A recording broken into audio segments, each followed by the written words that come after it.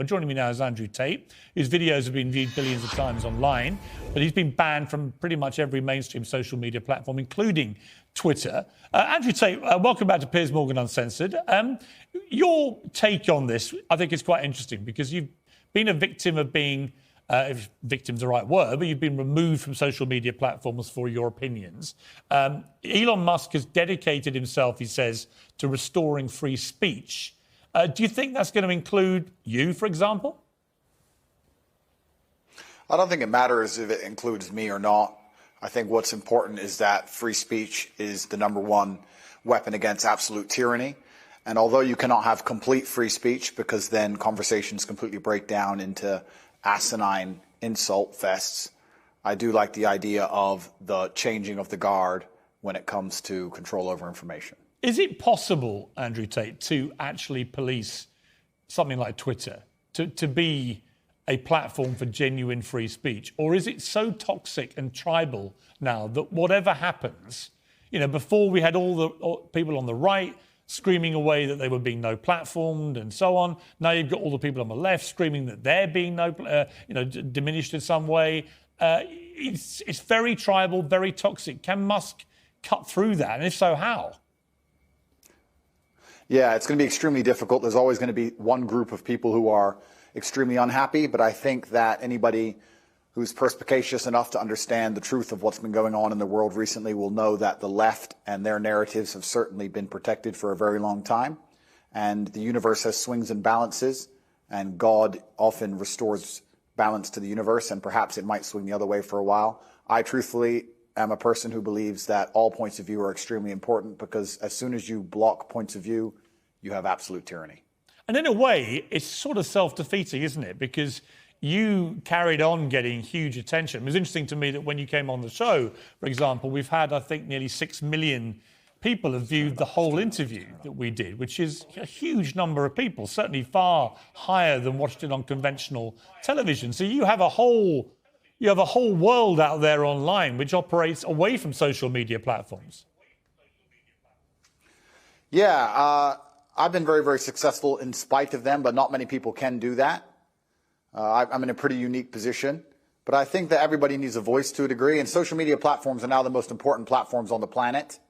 They control information, and they influence real-world decisions, and they influence people's perception of reality. The last few years of COVID have been a perfect example of what happens when you censor one side of the argument and you only allow one point of view to be purported by the matrix in and of itself, and that's how you end up in tyrannical situations. I think you were just discussing that, Piers. Yeah, and I think that's a perfectly valid point. People have quite rightly held me to task over some of the positions I took during the COVID pandemic, notably when the scientists said as a definitive fact that you couldn't transmit the virus if you had the vaccine. It turned out that wasn't true.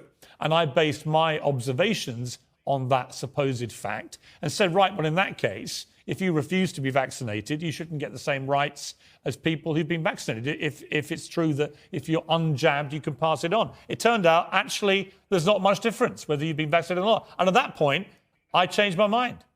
But I felt that there were a lot of people who were being deplatformed from Twitter at the time for questioning the validity of scientific statements, and they would then be a complete U-turn. So I do think it was a very interesting period, actually, for testing what free speech means. It was actually worse than that. You're right, Piers, but it was actually worse than interesting, because what happens is when you censor an entire side of the argument and only allowed one side of the argument to have a voice, you are changing reality in real time. You are shaping the world.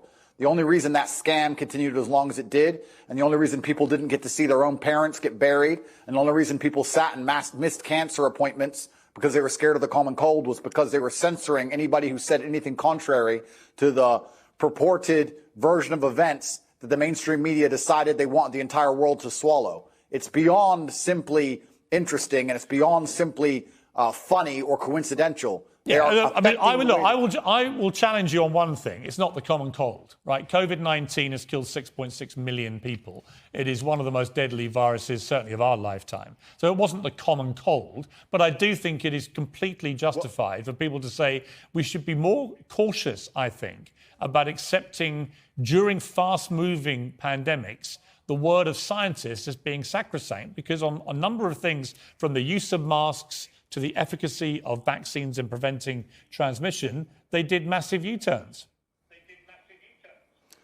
I've read enough history books to know that the people who do the censoring are never the good guys. And they've been censoring a lot of arguments for a very long time in the name of good. They are weaponizing virtue, and it's always in the name of tyranny. Anybody who is out here trying to silence an entire side of an argument on any subject, whether it's COVID-19, immigration, anything else, they are the evil people who are out for absolute mind control of the populace. And they should be feared. I certainly agree. I certainly agree that I think the healthiest thing for any democracy is for all views to be aired and debated. We seem to have lost the ability to debate. You know, when I interviewed you, yeah, we had a few fractious moments, but actually I thought it was a pretty spirited debate between people who perhaps had, you know, preconceived views of each other.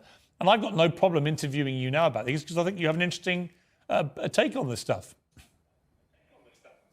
And that's the key to life. When you reach that level of adolescence in your mindset where you can't handle any point of view that is contrary to your own, then you're truly a broken person. And that's what the internet is purporting. It's very interesting you said about Twitter being tribal. There's a large contingent of people on Twitter who simply cannot handle reading an opinion which differs from their own. And that is a degree of immaturity that we do not need adults to be functioning with in the modern world. No, I agree. If you were Elon Musk, this idea of charging $8 now a month, whatever it is, to access the blue tick premium Twitter account, would you do that? Would you pay the extra?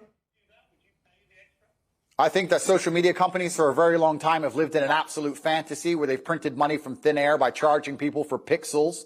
And they grew into these large conglomerates with too many staff sitting around doing nothing, having coffee breaks. And Elon Musk is a businessman. He's walked into the office and he's firing a bunch of people who are messing around doing nothing. And he wants his business to make money, as it absolutely should. And how he decides that happens is his prerogative. I don't see why we should sit and accept that a website needs 200,000 people sitting around discussing in long meetings, sitting on beanbags about policy of human rights of some garbage, when he's come along and said, no, I'm a businessman. We're going to charge for our service. We're going to reduce the number of staff. And we're going to be a functional, coherent company, as they should be. And it's his prerogative to do it, as he's bought the company. I think he can do whatever he wants. Yeah, I mean, I don't disagree, because I remember the appalling censorship of the New York Post exclusive about Hunter Biden, the son of the president, about his laptop. This is 3 weeks before the election that Joe Biden won. He was heading, you know, to a possible victory, but it was tight. And that story, they reckon, could have tipped it either way. But it was completely suppressed and censored, starting with Twitter, then Facebook, then others. Twitter literally locked out the New York Post account for 2 weeks for breaking a completely true story. And I thought that was shameful. It's worse than shameful. It's worse than shameful. When you control information, you control the real world. They affect the real world in real time. They are genuinely affecting the reality people live in. They are not just a company. They're not just a social media platform. It affects absolutely every single person on the planet when it changes who is elected. I don't want to comment specifically on Hunter Biden or the laptop. I would never kill myself. But I don't think it's fair that they would hide certain key information that close to an election. And the fact that they've done that was done specifically to affect the world that we all live in. And we all have to suffer the consequences of those things. So to sit and say that these companies can just do whatever they want, and they're private, etc. No, free speech is beyond important for democracy. It's important for the reality that we exist under. Andrew Tate, thank you for joining me. I appreciate it. Thank you, friend.